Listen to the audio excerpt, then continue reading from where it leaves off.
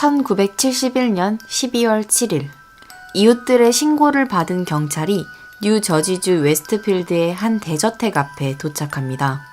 이웃들의 말에 따르면 이 대저택에는 부부와 3명의 자녀, 그리고 남편의 어머니까지 총 6명의 식구가 살았는데 거의 한 달째 집이 비어있는 것 같다고 했죠. 이 대저택의 집의 모든 전등이 한 달 동안 항상 켜져 있었는데요. 어느 순간부터 전등이 서서히 하나씩 꺼졌고 결국 완전히 어두운 집에 며칠째 아무런 인기척이 들리지 않는다고 했습니다. 그래서 이웃들은 집이 오랫동안 비워져 있다는 사실을 알게 되었다고 합니다. 게다가 그 저택에서는 이상한 냄새도 났습니다. 경찰은 손수건으로 코를 가리고 집 주변을 수색하다가 잠겨있지 않은 지하실 창문을 발견했고 그곳을 통해서 집 안으로 들어갔습니다. 무려 방 19개가 있는 대저택 내부를 수색하던 경찰은 무도회장에서 침낭에 쌓여있는 시신 4구를 발견하게 됩니다. 그리고 위층 침실에서는 노인의 시신도 발견했죠. 더욱 오싹한 것은 집안 내에 있는 모든 사진에 단 한 사람의 얼굴만 잘라져 있었습니다. 경찰은 유일하게 시신으로 발견되지 않은 단 한 사람, 저택을 소유한 부부의 남편 존 리스트라는 사실을 알게 되죠. 또한 존 리스트가 쓴 5쪽 분량의 편지도 발견했는데요. 편지는 가족들의 영혼을 구하기 위해서 죽였다는 내용이 담겨져 있었습니다. 경찰은 가족을 몰살한 그를 추적했지만 행방이 묘연했습니다. 뉴욕의 공항에서 그의 차를 발견하기는 했지만 그가 비행기를 탄 흔적도 찾지 못했으며 어디에서도 그를 찾을 수 없었고 결국 장기 미해결 사건으로 남게 됩니다. 무려 18년의 세월이 흐른 1989년 아메리카 모스트 원티드라는 아주 유명한 범죄 프로그램에서 잊혀져 가던 존 리스트 사건을 다루게 됩니다. 20여 년의 세월이 흐른 존 리스트의 모습을 예측하고 범죄 전문 조각가에게 부탁해서 흉상을 만들었죠. 그리고 이 사건은 미국 전역에 방송되었는데요. 11일 후 제보를 받게 됩니다. 버지니아주에 사는 한 여성이 자신의 이웃집 남자 로버트 클라크가 존 리스트와 비슷하게 생겼다고 했죠. 제보대로 로버트 클라크는 정말로 비슷하게 생겼고 경찰은 그를 신문했습니다. 그는 끝까지 자신이 존 리스트가 아니라고 우겼지만 그의 지문이 존 리스트의 지문과 일치한다는 결과를 듣고 결국 자백을 합니다. 1925년에 태어난 존 리스트는 1943년 미 육군에 입대해서 세계 2차 대전에 참가했고 3년 후 제대한 뒤 대학에서 회계학을 전공했습니다. 그러다가 1950년 한국전쟁에서 남편을 잃은 헬렌을 만나 사랑에 빠져 결혼을 했죠. 그는 그 이후로 계속 회계감사 일을 하면서 승승장구했고 은행 임원 자리까지 맡게 되면서 1965년 뉴저지주 웨스트필드에 19개의 방이 있는 대저택으로 이사하게 되죠. 무도회장까지 갖춘 멋진 대저택에 어머니와 아내, 그리고 3 자녀와 함께 사는 그의 삶은 남들이 보았을 때 성공적으로 보였습니다. 하지만 1971년 그가 직장에서 해고당하면서 문제가 시작되었습니다. 그는 매일 출근하는 척을 하고 기차역에서 시간을 보냈죠. 다른 일자리를 알아보긴 했지만 오래가지 못했고 실업자 처지인 그는 저택 대출금을 갚는 데 어려움을 겪기 시작했습니다. 아직 미성년자인 아이들에게 독립심을 길러야 한다는 핑계를 대며 아르바이트도 시켰습니다. 심지어 85세의 어머니 통장에 있던 돈을 몰래 빼서 쓰며 생활했지만 결국 집을 압류당할 위기에 처하게 됩니다. 성공가도의 길에서 벗어나게 된 그는 상황을 인정하고 도움을 요청하는 대신 가족을 없애버리기로 결심합니다. 1971년 11월 9일 사건 당일 아이들이 학교에 간 아침 그는 총을 들고 커피를 마시고 있는 아내 헬렌의 뒤통수를 쐈습니다. 그러고 나서 위층으로 올라가서 어머니의 얼굴에 총을 쏴서 죽입니다. 그 후 그는 샌드위치를 만들어 먹고 우편 서비스 중단을 신청하고 우유 배달도 취소했죠. 오후가 되어서 딸과 막내 아들이 학교에서 집으로 돌아왔습니다. 그는 그들을 각각 총으로 쏴서 죽였죠. 그리고 아이들의 학교에 가서 아내의 어머니가 너무 아프셔서 돌보기 위해 가족들 모두가 당분간 장기 휴가를 떠날 것이라고 말했습니다. 그리고 은행에서 어머니의 계좌에 있던 모든 돈을 인출했죠. 그 후 고등학교로 가서 장남 존 주니어가 축구 경기를 하는 것을 지켜보고 집으로 데려왔습니다. 아들은 자신을 죽이려는 아빠에게 맞서 어떻게든 방어하기 위해 시도했지만 존 리스트가 여러 번 총을 쏴서 결국 살해했습니다. 무거워서 옮길 수 없었던 어머니의 시신을 제외하고 아내와 아이들 시신을 무도회장으로 끌고 가서 침낭으로 쌌죠. 그리고 자신의 수배 사진을 만들지 못하게 하기 위해 집안 곳곳에 걸려있던 모든 사진에 자신의 얼굴을 오려내기 시작했습니다. 그러고 나서 목사에게 5쪽 분량의 편지를 쓰고 책상 위에 두었습니다. 집에 불이 오랜 기간 꺼져 있으면 이웃들이 수상하게 생각할까봐 집안의 전등을 모두 켜고 그대로 도주했던 것이죠. 이렇게 존 리스트가 모든 과정을 치밀하게 준비했고 리스트의 가족들은 평소 이웃과 교류하지 않았기 때문에 무려 한 달 동안이나 시체를 발견할 수 없었던 것입니다. 그 후 그는 뉴욕 공항에 차를 버리고 기차를 이용하여 콜로라도주 덴버에 도착해서 로버트 클라크라는 가명으로 새 인생을 시작했습니다. 자신이 평소 잘하던 회계 일을 하고 주일학교에서 교사로 지내면서 돌로레스라는 여성을 만나 결혼하고 버지니아주에 정착하게 됩니다. 그렇게 거의 20년 가까이 자신의 신분을 위장하고 지냈던 것이죠. 이 사건은 영구 미제 사건으로 남을 뻔했지만 1989년 범죄 프로그램에서 존 리스트 사건을 다루고 거의 실제와 흡사한 형상을 제작한 덕분에 이웃들의 제보를 받고 그를 체포할 수 있었던 것입니다. 그는 종교적인 믿음 때문에 가족 전체를 살해했다고 자백했습니다. 아내 헬렌이 교회 예배에 참석하지 않는 등 가족들이 죄악스럽고 부도덕한 행동을 했다고 말했죠. 자신이 경제적인 문제에 처했다는 것을 알게 되고 집안이 가난해지면 종교적인 믿음을 잃을까봐 가족들을 쏴서 죽이는 것만이 그들의 영혼을 구할 수 있는 유일한 방법이었다고 말했죠. 또한 자살은 큰 죄악이기 때문에 본인은 가족과 함께하지 못한 거라고 주장했습니다.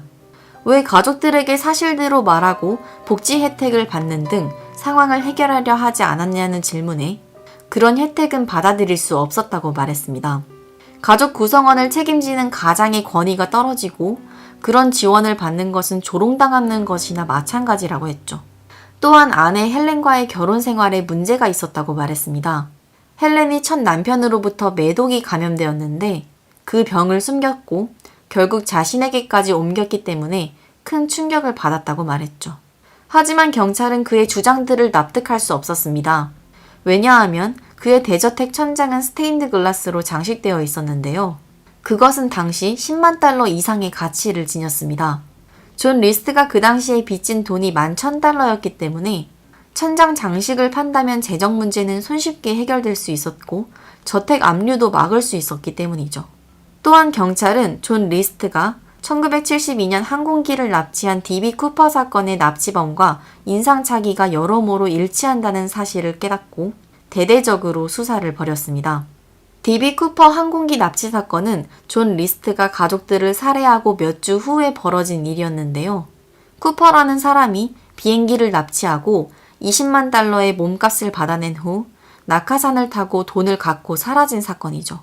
백인 남성으로 안경을 썼고 키와 몸무게도 비슷한 데다가 40대 정도로 보인다는 공통점이 있었기 때문에 FBI 측이 강력하게 의심했지만 직접적인 증거를 찾지 못했고 결국 그는 용의선상에서 제외되었습니다. 존 리스트는 1990년 4월 12일 1급 살인 혐의로 5번의 종신형을 선고받았습니다. 그는 군 복무 당시 외상 후 스트레스 장애로 판단력이 손상되었기 때문에 벌어진 일이고 범죄 현장에 두고 온 편지는 목사에게 보내는 비밀 편지였기 때문에 증거로 인정할 수 없다고 항소했죠. 하지만 그의 항소는 기각되었습니다. 존 리스트가 정체를 숨기고 재혼했던 아내 돌로레스는 그의 진실을 알게 된 후 이혼했습니다. 그래서 그가 감옥에 있는 동안 아무도 면회를 오지 않았죠. 그는 세인트루이스 교도소에 수감되었고 2008년 3월 21일 폐렴 합병증으로 82세의 나이로 사망했습니다. 그는 2002년 복역 도중에 자신의 행동을 후회한다는 말을 하긴 했지만 끝까지 가족들에 대한 사과는 없이 생을 마감했습니다. 존 리스트는 범죄 전문가들에 의해 사이코패스 성향이 있다는 사실이 드러났습니다. 그의 사건은 수많은 다큐멘터리로 제작되었고 특히 영화 개부와 유주얼 서스펙트의 캐릭터를 만드는 데에 큰 영향을 주었습니다. 그리고 그를 체포하는 데 아주 결정적인 역할을 했던 예술가 프랭크 벤더가 만든 흉상은 현재 범죄 박물관에 전시되어 있습니다. 캐리는 1978년 캔자스주 위치타에서 태어났습니다. 그의 어린 시절은 행복했습니다. 부모님께 사랑받으며 자랐고 특히 아빠와 함께 정기적으로 낚시를 가거나 하이킹을 갔죠. 캐리의 아빠는 보이스카우트 책임자이자 교회 운영위원장이었으며 그녀는 그런 아빠와 함께 일요일마다 교회를 가기도 했습니다. 시간이 흘러 캐리는 결혼을 했죠. 그런데 2005년 26살이 되었을 때 FBI 요원들이 집 앞으로 찾아왔습니다. 캐리는 갑작스러운 상황에 놀랐지만 어린 시절부터 늘 아빠가 강조했던 가르침을 기억했습니다. 신분을 위장하는 것은 쉽기 때문에 누군가가 자신의 신분을 밝히면 반드시 증명할 무언가를 확인하라고 했죠. 그래서 캐리는 그 요원들에게 신분증을 요구했고 FBI 요원인 것을 확인한 후 그들과 대화했습니다. 그리고 그들이 찾아온 이유는 너무나도 충격적이었습니다. 캐리의 아빠 데니스 레이더가 30년 동안 10명 이상의 사람들을 살해해온 연쇄살인범이라고 했습니다. 데니스 레이더는 1945년에 캔자스주의 평범한 중산층 가정에서 태어났습니다. 그는 9살 때부터 복장, 결박, 가학 등의 성도착증 증세가 있었고 여성의 속옷을 몰래 훔쳐서 입거나 동물을 학대하는 등의 행동을 했습니다. 그는 1966년부터 1970년까지 미 공군에서 복무했으며 71년도에는 교회에서 폴라라는 여성을 만나 결혼했습니다.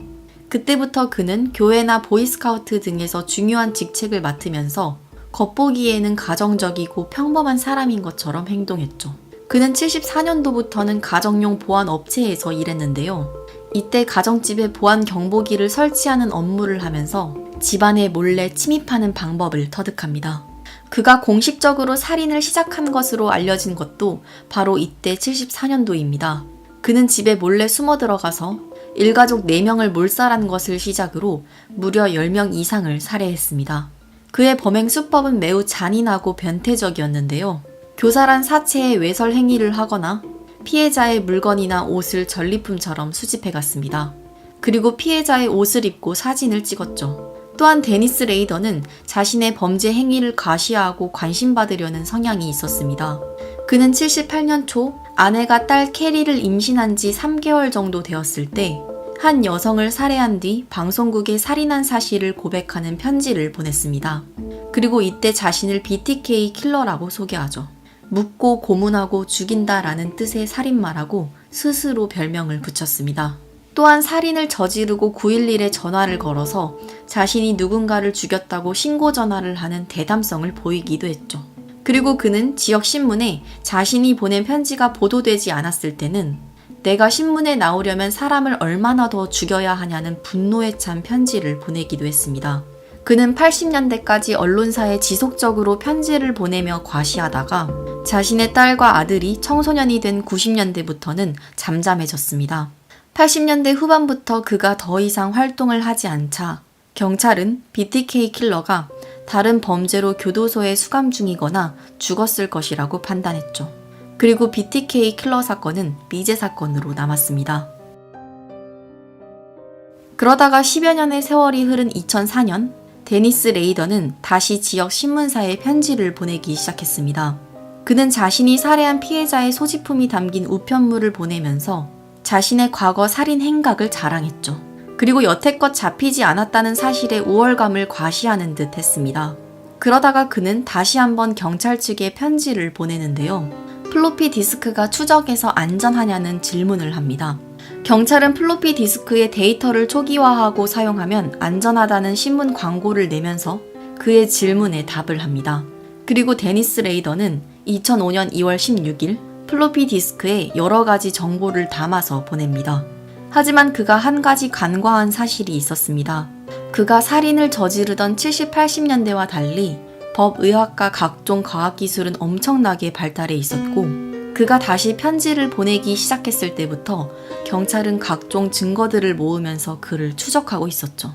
특히 그가 편지를 보낸 곳을 추적해서 그 장소의 CCTV에 잡힌 모습을 확인하기도 했는데요. 안타깝게도 화질이 너무 낮아서 그의 얼굴이나 차의 번호판을 식별할 수는 없었지만 그가 끌고 온 차가 트럭이라는 사실만큼은 확인할 수 있었습니다. 경찰은 또한 그가 보낸 플로피 디스크의 데이터 복원을 성공해서 그 안에 삭제되어 있던 각종 문서 등을 추적했고, 해당 디스켓이 특정 교회에서 사용된 것을 확인합니다. 그리고 그 교회에는 컴퓨터가 3대 있었는데요. 플로피 디스크를 저장한 날짜에는 단 한 대의 컴퓨터를 사용한 것을 확인했죠.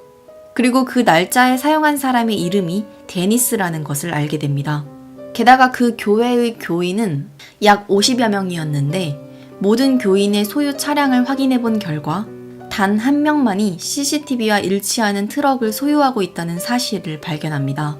그 사람의 이름은 바로 데니스 레이더였죠. 이렇게 모든 정황상의 증거를 확보했지만 그를 구속하기 위해서는 더 직접적인 증거가 필요했습니다.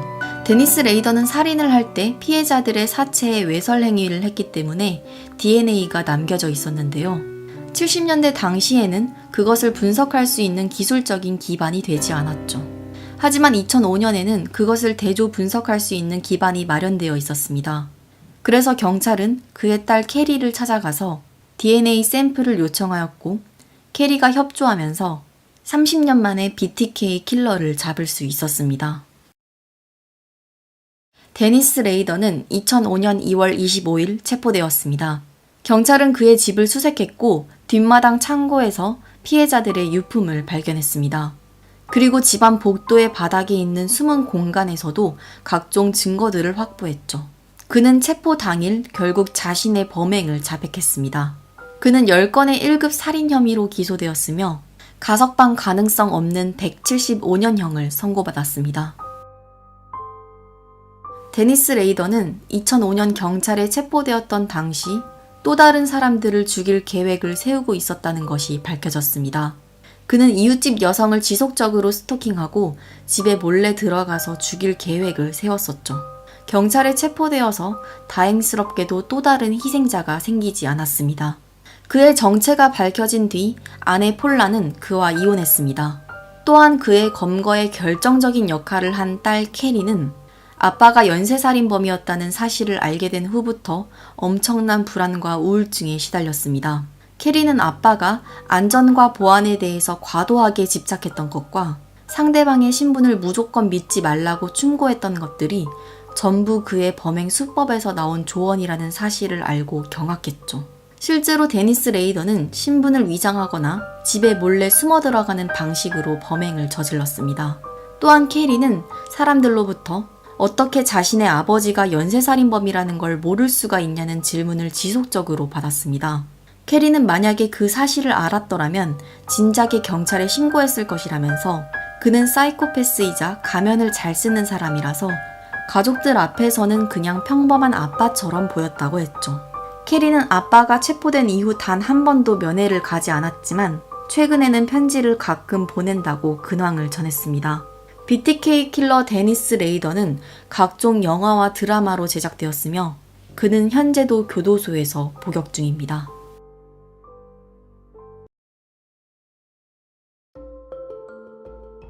44살의 레슬리 헤링은 남미 가이아나 출신으로 아메리칸 드림을 꿈꾸는 그녀의 부모님과 함께 어릴 때 미국 LA로 이민을 왔습니다. 레슬리는 성실히 일한 덕분에 보안회사에서 성공적인 커리어를 가졌으며 그녀의 여동생 아샤는 그레이 아나토미 등에 출연한 배우로 성장했기 때문에 그들의 꿈은 이루어졌죠. 그리고 레슬리는 11살 많은 라일이라는 남성을 알게 되는데요. 당시 레슬리는 20대였고 라일은 40대라서 나이 차이가 크긴 했지만 그들은 사랑에 빠졌고 결국 몇 달 만에 결혼을 했습니다. 두 사람은 할리우드에 있는 좋은 콘도에서 살고 보트도 모는 등 아주 성공적인 삶을 살았습니다. 게다가 커플 모자와 티셔츠를 입고 다닐 정도로 두 사람은 금슬 좋은 부부로 평판이 자자했죠. 하지만 2009년 2월 9일 레슬리의 여동생 아샤는 언니의 사장으로부터 전화를 한 통 받게 됩니다. 언니가 출근을 하지 않았고 연락도 되지 않는다는 전화였죠. 평소 레슬리는 성실한 성격으로 직장에 다니는 동안 단 한 번도 지갑과 결근을 한 적이 없었기 때문에 사장은 즉시 이상하다고 생각하고 그녀의 가족에게 연락을 한 것이었습니다. 아샤는 즉시 언니의 집으로 가서 문을 두드려 봤지만 아무런 응답이 없었습니다. 언니의 남편인 라일에게도 전화를 걸어봤지만 연락을 받지 않았죠. 레슬리와 라일은 보트를 소유하고 있었기 때문에 혹시나 두 사람이 보트를 타고 나갔다가 사고를 당했거나 무슨 일이 생긴 건 아닌지 걱정이 되었습니다. 그래서 결국 아샤는 언니의 신변 확인을 위해서 경찰에 신고를 하게 됩니다. 경찰 역시 집에 찾아왔고 어떠한 응답을 얻을 수 없자 결국 레슬리의 집 문을 따고 들어갔는데요. 그들의 집은 깔끔하게 정돈되어 있었습니다. 하지만 이상한 점이 있었죠. 부엌 식탁에 양초가 쓰러져서 많은 양의 촛농이 녹은 채로 굳어져 있었습니다. 평소 레슬리는 집안을 깔끔하게 해두는 편이었기 때문에 여동생 아샤는 이것이 정말 이상하다고 생각했죠. 그리고 화장실 옆에 욕조에서 수건을 많이 발견했는데요. 여전히 젖어있는 수건도 있었습니다. 또한 레슬리는 평소 주얼리를 좋아해서 잘 때를 제외하고는 어딜 가나 항상 착용하고 다녔는데 그 주얼리들이 화장대 위에 전부 그대로 발견되었죠. 이 사실들을 제외하고는 별다른 특이점을 발견하지 못했지만 그들의 행방을 찾을 수 없었던 경찰은 일단 레슬리와 라일 두 사람 모두 실종신고 처리를 하게 됩니다. 수사관은 레슬리의 행적부터 조사하기 시작했습니다. 그녀가 마지막으로 목격된 것은 실종일로부터 3일 전인 금요일이었죠. 직장 동료들은 그녀가 퇴근하는 모습을 마지막으로 본 적이 없다고 증언했습니다. 레슬리의 가족들은 전단지를 붙이고 인터뷰를 하고 인터넷에 제보를 받는다는 글을 남기기도 하면서 그녀를 찾기 위해 노력했습니다. 가족들이 걱정할 것을 알면서도 연락을 하지 않는 것은 평소 그녀답지 않았죠. 특히 레슬리의 여동생 아샤는 얼마 전에 아기를 낳았는데요. 레슬리는 조카가 생긴 것을 기뻐했기 때문에 가출도 아닌 것 같았습니다. 그런데 그녀가 실종된 지 2주가 되었을 때 멕시코 국경에서 차를 타고 넘어가려던 그녀의 남편 라일을 발견했습니다. 하지만 차 안에는 라일만 있었고 레슬리는 없었죠. 수사관은 즉시 그를 신문하기 시작했습니다. 라일은 일요일 아침에 아내를 본 것이 마지막이라고 했습니다. 두 사람이 크게 말다툼을 했고 화가 난 라일이 한숨 자고 일어나 보니 레슬리는 이미 사라지고 없었다고 했죠. 멕시코에 갔던 이유는 밸런타인데이 기념으로 함께 멕시코에서 휴가를 보내기로 했기 때문에 혹시나 아내가 그곳에 있을까 확인하려고 했다고 말했죠. 그리고 더 이상의 질문에는 묵비권을 행사하고 대답하지 않았기 때문에 조사는 30분 만에 끝이 났습니다. 하지만 수사관이 보기에 그는 수상한 점이 몇 가지 있었습니다. 일단 아내가 며칠이나 연락이 되지 않고 행방을 알 수 없는데도 실종 신고를 하거나 레슬리의 가족들에게 연락조차 하지 않았죠. 또한 그는 원래 드레드락 머리에 수염을 기르곤 했는데요. 멕시코 국경에서 잡혔을 땐 머리와 수염을 모두 밀어버린 상태였습니다. 수사관이 이 부분에 대해서 질문을 하자 그는 갱단에게 돈을 빌렸는데 갚지 못해서 그들이 자신의 머리와 수염을 몽땅 밀어버렸다고 말했죠.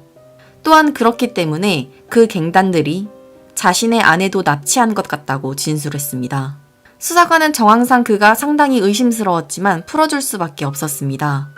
또한 레슬리가 실종된 지 2주 이상 지난 상태라서 생사가 불분명한 상황인데다가 만약 그가 진짜 범인이라면 더 확실한 증거가 필요했죠.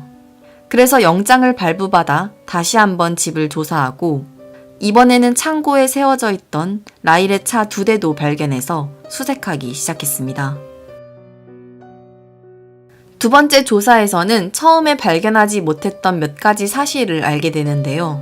침대와 서랍 사이에 구겨진 상태의 편지를 한 통 발견했죠. 그 편지는 레슬리가 남편 라일에게 쓴 것이었습니다. 직장에서 해고되었음에도 사치품에 돈을 마구 쓰는 등 그의 행동에 대해 힘들다고 이야기하며 이제 그만 결혼 생활을 끝내고 싶다는 내용이었습니다. 또한 레슬리의 가방을 발견했는데요. 그 가방 안에는 그녀의 지갑, 신분증, 통장 등 모든 소지품이 그대로 있었습니다.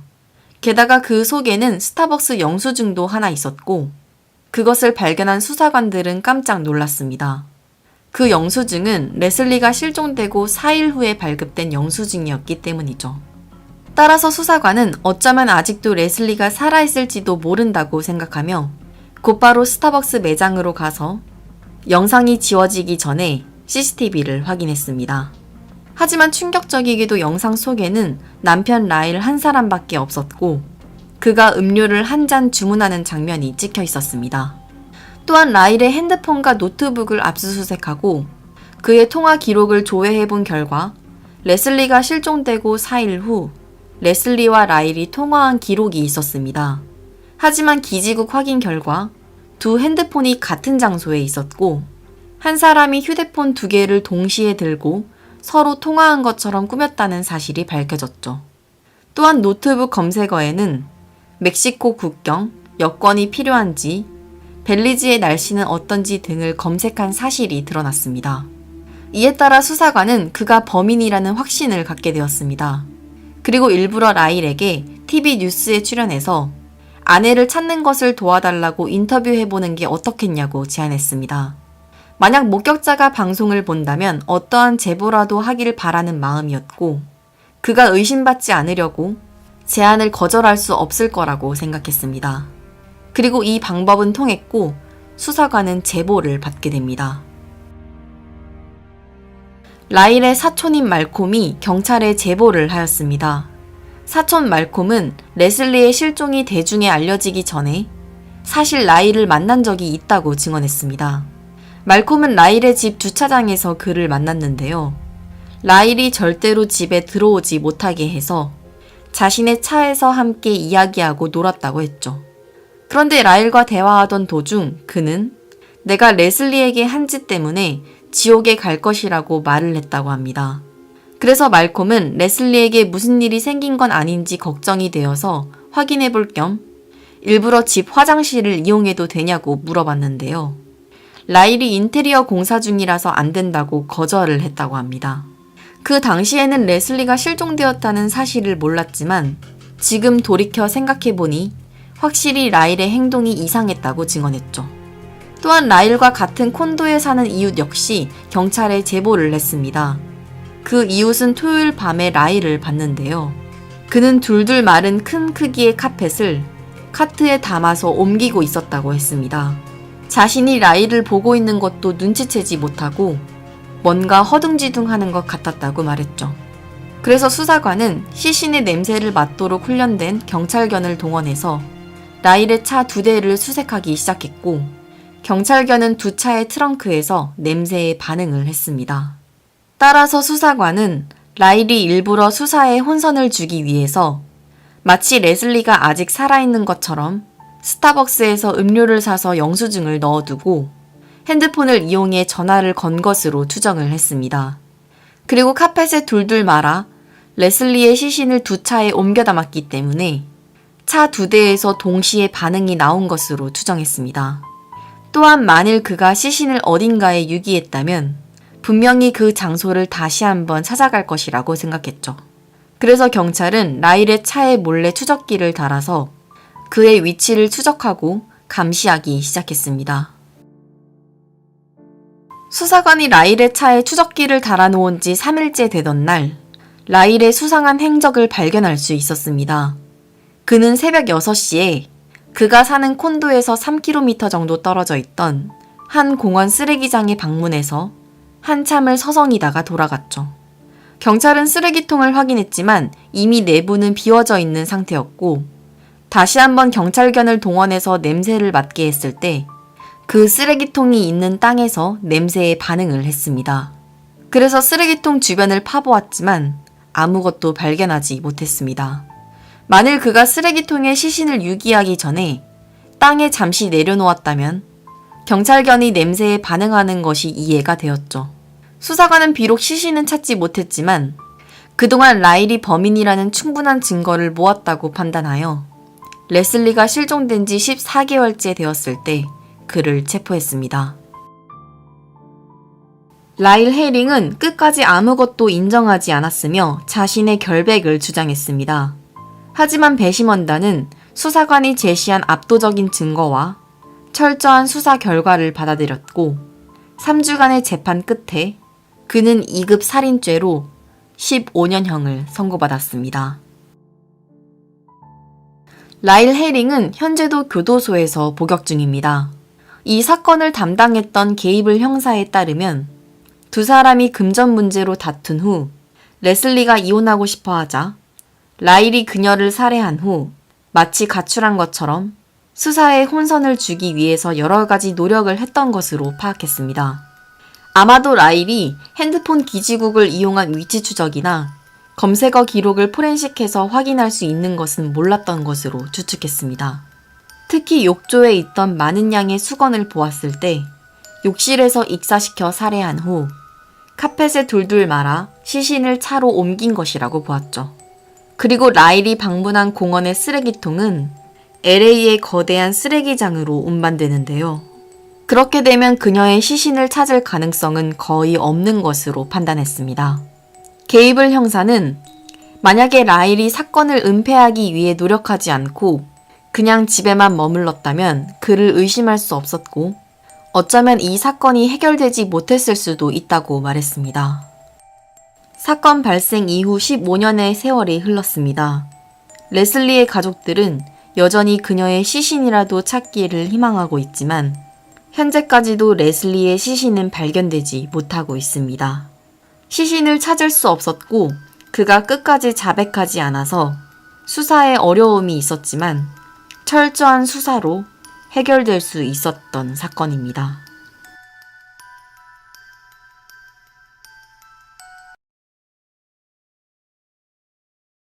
크리스는 잭슨과 데일 부부의 5명의 자식 중 하나였습니다. 잭슨은 3명의 자식, 데일은 크리스를 포함한 2명의 자식을 데리고 재혼한 가정이었죠. 데일은 사건이 일어났던 그날 아기와 함께 잠시 외출을 합니다. 크리스가 기르던 개가 쥐약을 먹고 얼마 전에 죽었기 때문에 데일은 너무 슬프고 심란한 마음이 들어서 해변을 따라 걸으며 머리를 식혔습니다. 그리고 데일은 집에 돌아와서 저녁을 만들고 있었는데 충격적인 소식을 듣게 됩니다. 크리스의 여자친구 카를로타가 집으로 찾아와서 오늘 크리스와 만나기로 했는데 오지 않았다고 말합니다. 카를로타는 남자친구에게 무슨 일이 생긴 건지 물어보았죠. 엄마 데일은 크리스의 가장 친한 친구 로버트에게 연락을 해서 크리스를 보았는지 물어보았습니다. 로버트는 크리스를 본 적이 없지만 그가 가출한 것 같다고 이야기합니다. 크리스가 평소에 집안의 규칙들을 참기 어려워했다고 했죠. 데일은 크리스가 가출한 것 같다는 소식에 놀라서 크리스의 친구뿐만 아니라 친척들에게도 연락을 취하기 시작했지만 아무도 행방을 몰랐습니다. 그날 집에 있었던 의붓 아버지인 잭슨 역시 크리스를 보지 못했다고 하였고 데일은 심지어 전 남편에게도 연락을 취해보았지만 여전히 크리스를 찾을 수 없었습니다. 데일은 그날 밤 경찰서에 실종신고를 합니다. 그리고 뜻밖에도 실종신고를 한 그 주에 집에 편지가 한 장 배달되는데요. 크리스가 보낸 것이었습니다. 편지의 내용은 LA로 가출할 것이고 걱정하지 말라는 내용이었죠. 그곳에서 축구선수로 성공한 뒤 다시 가족을 만나고 싶다고 적혀 있었습니다. 데일은 소식을 들은 것은 기뻤지만 이 편지가 진짜 크리스가 보낸 것이 맞는지는 확신하지 못했습니다. 특히 크리스의 동생 셰릴은 그 편지를 읽고 절대로 크리스가 보낸 것이 아니라고 확신했습니다. 그는 평소에 축구를 즐기기는 했지만 프로 축구 선수가 되는 것에 관심이 없었다고 했죠. 소식을 알리는 그 편지에는 더욱 특이한 부분이 있었는데요. 잭슨이 옳았다면서 의붓 아빠에게 무례하게 군 것에 대해서 사과하고 싶다는 내용이 적혀 있었습니다. 크리스의 가족들과 심지어 크리스의 계모인 벨마조차도 그 편지를 믿지 못했지만 경찰은 그 편지를 읽고 실종 사건을 취하하고 가출로 처리하였습니다. 그래도 크리스의 엄마 데일은 계속 실종 전단지를 동네에 붙이며 아들을 찾기 위해 몇 년 동안 고군분투했습니다. 하지만 결국 10년이 넘는 세월이 흐르도록 아무런 답을 찾을 수 없었고 끝내 크리스의 가족들은 이 지역을 떠나 이사를 갔죠. 미해결 사건으로 남을 뻔했던 크리스 실종 사건은 1998년 1월의 어느 날 전환을 맞이하게 됩니다. 크리스의 가족이 이사 간 뒤 다이아나와 에릭이라는 한 젊은 부부가 그 집으로 이사했는데요. 그들은 집안 전체를 뜯어 고치고 리모델링 했습니다. 그리고 남편 에릭이 부엌 바닥 밑에 빈 공간으로 기어 들어갔다가 이상하게도 신발 한 짝을 보았죠. 남편 에릭은 이 사실을 아내 다이아나에게 말했고 다이아나가 이번에는 그 공간으로 기어 들어갑니다. 그리고 섬뜩하게도 그 신발이 사람의 뼈처럼 보이는 것과 연결되어 있다는 것을 발견하고 소스라치게 놀랐고 그 젊은 부부는 경찰에 신고합니다. 경찰은 부엌 바닥을 자르고 갈라서 부엌 바닥 아래에 숨겨져 있던 백골이 되어버린 시신을 발견합니다. 그리고 그 옆에는 총알도 있었죠. 그 시신의 신원은 14년 전 실종되었던 크리스였습니다. 그는 뒤통수에 총알 1발, 등에 2발을 맞았고 상처의 특성상 가까운 거리에서 총격을 당한 것으로 밝혀졌습니다. 경찰은 부엌 바닥 밑에 시신을 숨긴 것과 위치로 보아 크리스를 죽인 범인은 분명히 가족 중 한 명일 것이라고 결론을 내렸습니다. 그리고 만약 크리스의 친엄마 데일과 의붓아버지 잭슨에게 알린다면 그들이 증거를 은폐할 수도 있다고 생각했습니다. 경찰은 크리스를 절대 죽일 것 같지 않은 사람을 생각했죠. 데일의 유일한 친자식이자 잭슨의 의붓딸, 그리고 크리스에게는 친여동생인 셰릴을 찾아갑니다. 경찰은 여동생 셰릴이 살고 있는 오하이오주로 가서 크리스의 시신을 발견했다는 소식을 전했고 의심 가는 사람이 없는지 묻습니다. 셰릴은 의붓 아버지 잭슨이 매우 엄격하고 권위적인 성격이었다고 말했습니다. 잭슨이 친아버지가 아니기 때문에 크리스는 항상 잭슨의 규칙을 따르지 않았다고 진술했습니다. 그 때문에 항상 집안이 소란스러웠고 크리스는 친엄마인 데일과도 사이가 좋지 않아서 가출하고 싶다는 말을 자주 했다고 했죠. 그래서 크리스가 결국 가출한 거라고 믿었다고 합니다. 경찰은 분명히 집안에 악취가 났을 텐데 어떻게 가족들이 시신이 묻혔다는 사실을 모르고 계속 살 수 있었는지도 궁금해했습니다. 셰릴은 부모님이 애완용 뱀이 어딘가에 죽어서 계속 냄새가 나는 거라고 말했고 그 말을 믿었다고 했습니다. 경찰은 셰릴과 대화를 나눈 후 잭슨과 데일을 주요 용의자로 지목했습니다. 크리스의 친엄마 데일은 경찰에게 소식을 듣고 매우 화가 났습니다. 데일은 자신의 아들 크리스가 어딘가에서 살아있을 것이라고 믿고 10년 가까이 실종 포스터를 붙였다고 말했습니다. 그리고 셰릴이 한 이야기는 모두 사실이라고 말하며 본인도 집안에서 나는 썩은 내가 애완용 뱀이 어딘가에 죽어서 나는 냄새라고 믿었다고 했죠. 경찰은 이번에는 크리스의 의붓 아버지인 잭슨을 불러서 조사를 냈습니다. 잭슨은 크리스와 사이가 나빴다는 것은 인정했지만 가출한 줄 알았다고 말했습니다. 경찰이 그의 시신이 부엌 밑 바닥에 묻혀 있다는 사실을 말했을 때 잭슨은 조금도 동요하지 않았고 경찰은 그 모습을 수상하게 생각했습니다.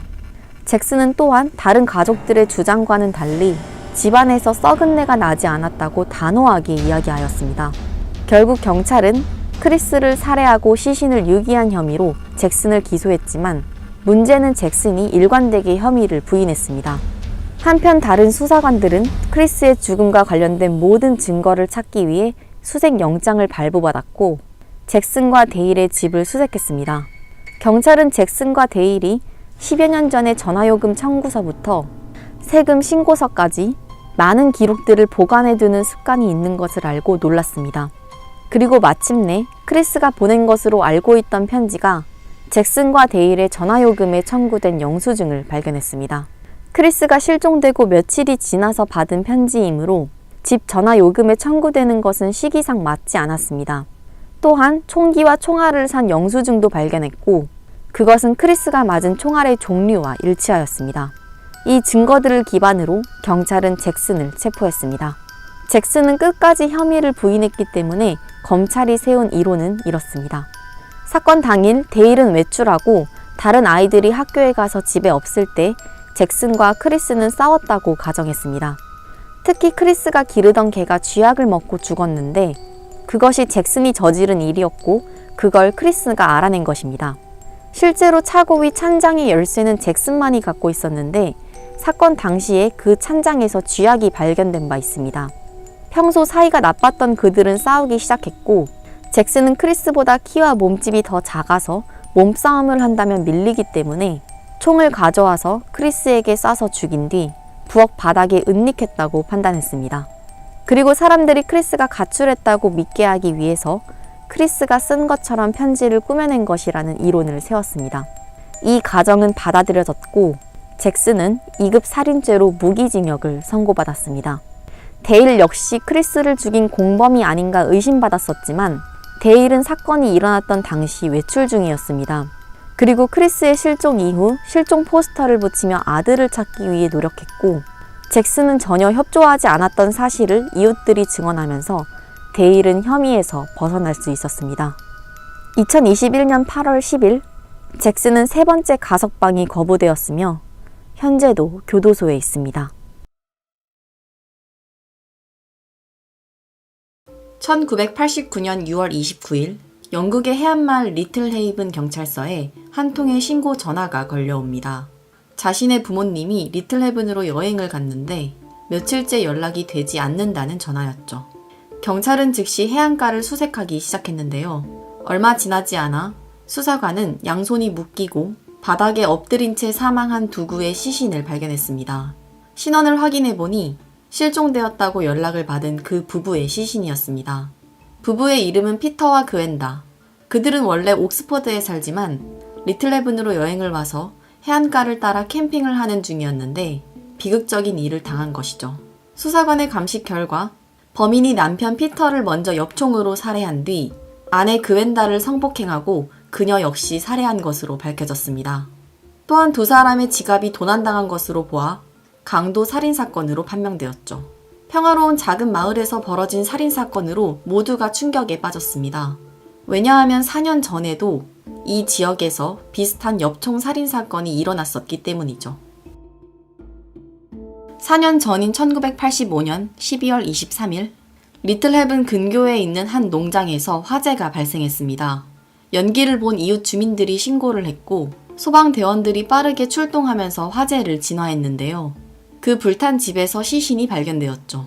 피해자는 그 집의 주인인 헬렌과 리처드. 그들 역시 피터와 그웬다처럼 두 손이 묶인 채 엽총을 맞고 사망한 상태로 발견되었습니다. 수사 결과 범인이 집에 혼자 있던 헬렌을 먼저 총으로 쏴서 살해하고 뒤늦게 집에 돌아온 리처드 역시 살해한 것으로 밝혀졌습니다. 하지만 범인을 추정할 수 있는 어떠한 증거도 없었기 때문에 이 사건 역시 미해결 사건으로 남았죠. 헬렌과 리처드 살인사건이 해결되지 못한 상태에서 4년이 흐르고 또다시 비슷한 방식으로 피터와 그웬다 살인사건이 발생해서 인근 주민들은 두려움에 떨었습니다. 그리고 경찰은 이 두 가지 살인사건에서 유사점을 발견했죠. 주로 새벽에 범행을 저질렀다는 것과 엽총을 사용했으며 강도 살인을 저지른 범행 방식도 비슷했기 때문에 한 사람의 소행으로 추측했습니다. 한편 경찰은 수사하면서 피터와 그웬다 부부의 은행 계좌에 돈이 인출된 흔적을 발견합니다. 그래서 그 지역 주민들에게 제보를 받았는데요. 다행스럽게도 그날 그 시간에 돈을 인출하는 한 남성을 목격한 사람이 있었죠. 목격자의 진술에 따르면 범인은 더벅머리에 반팔과 반바지를 입은 건장한 체격의 백인 남성으로 밝혀졌는데요. 목격자는 범인의 뒷모습만 볼 수 있었기 때문에 뒷모습 몽타주만 완성할 수 있었죠. 하지만 이 정도의 정보만 가지고는 살인범을 식별할 수 없었습니다. 또한 안타깝게도 그 이후로 어떠한 사건의 단서나 목격자를 찾을 수 없었으며 결국 엽총 살인 사건들은 미해결 사건으로 남게 됩니다.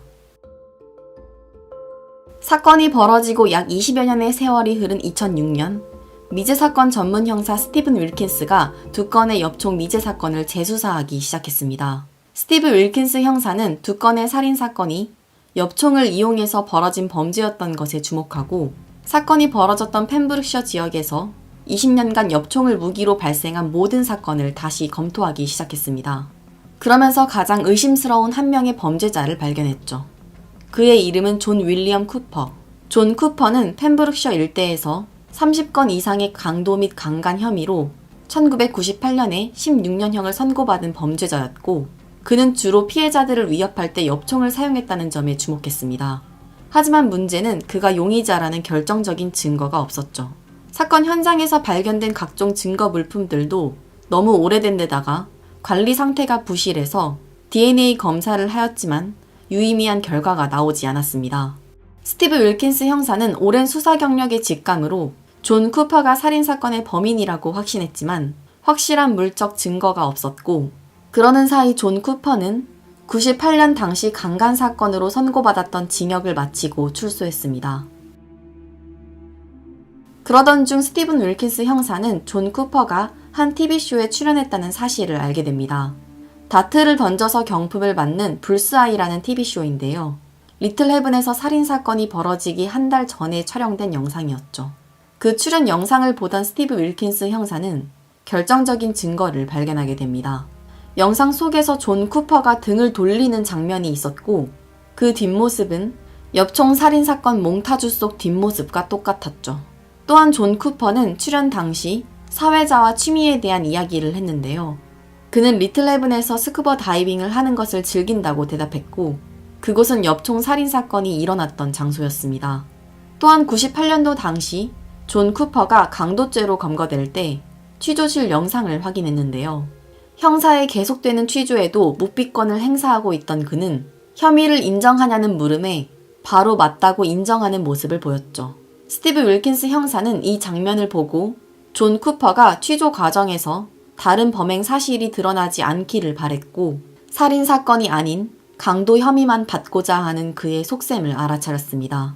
또한 그의 집을 수색한 결과 결정적인 증거를 발견했습니다. 존 쿠퍼는 마치 전리품처럼 피해자들의 물품을 집안에 보관하고 있었는데요. 그의 집에서 발견된 장갑에는 피해자 리처드의 DNA가 발견되었습니다. 또한 그가 보관하고 있던 반바지에서 피터의 DNA가 발견되었고, 특히 그 반바지는 몽타주 속에서 범인이 입고 있던 것과 같은 종류의 반바지였죠. 그리고 결국 이 모든 증거들을 토대로 존 쿠퍼는 출소 5개월 만에 다시 체포되었습니다. 연쇄살인범 존 쿠퍼는 1944년생으로 그는 15살에 학교를 중퇴하고 그 이후부터 폭행, 절도 등의 수많은 범죄를 저질러 왔습니다. 그래서 주변인들에게 평판이 좋지 않았죠. 그는 농장에서 일했는데요. 34살인 1978년에 축구 스코어를 맞추는 게임에 우승하면서 현재 가치로 하나 약 7억 원 정도 되는 상금을 받았습니다. 그는 상금으로 받은 돈으로 음주와 도박을 하며 지냈고, 그 돈이 다 떨어지자 그때부터 자신이 잘 아는 펜브룩셔 일대에서 수많은 범죄를 저질렀습니다. 그러다가 1985년에 헬렌과 리처드를 엽총으로 살해하고 집에 불을 저지르는 만행을 벌인 것입니다. 그리고 1989년에는 리틀 헤븐에서 캠핑을 하던 피터와 그웬다 부부 역시 엽총으로 협박하고 은행 카드를 뺏고 비밀번호를 알아낸 다음 강간 살해했습니다.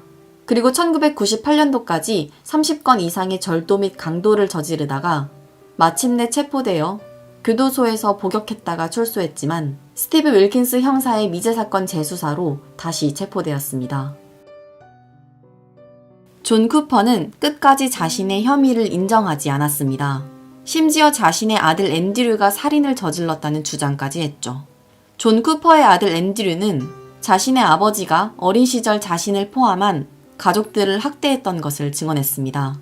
또한 존 쿠퍼가 평소에 엽총을 자주 사용했고, 심지어는 집에서 기르던 병아리를 엽총으로 쏴 죽인 것도 증언했죠.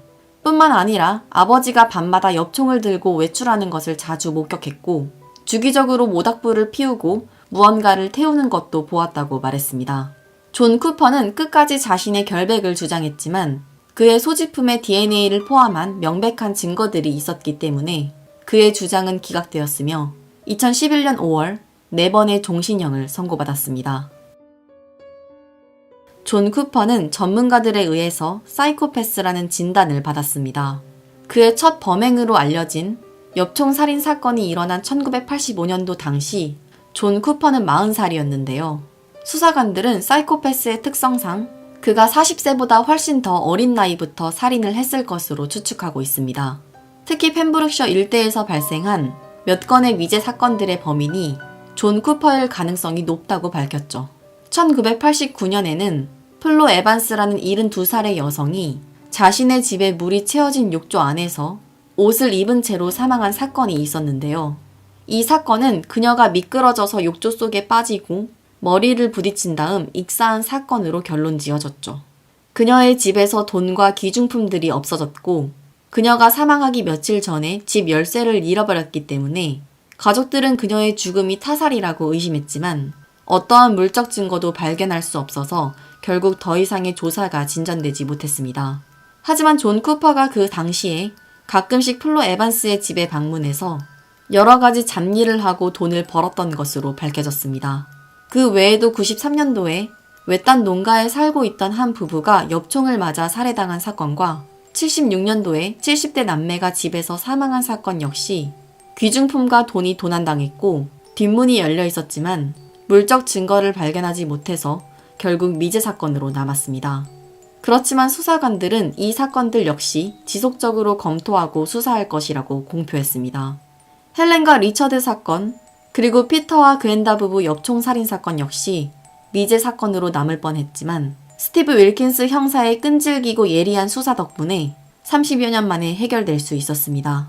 또한 존 쿠퍼가 강도 혐의로만 복역을 마치고 출소한 상황이었기 때문에 그의 빠른 수사로 추가 피해자가 생기는 것을 막을 수 있었고 정의를 실현할 수 있었습니다.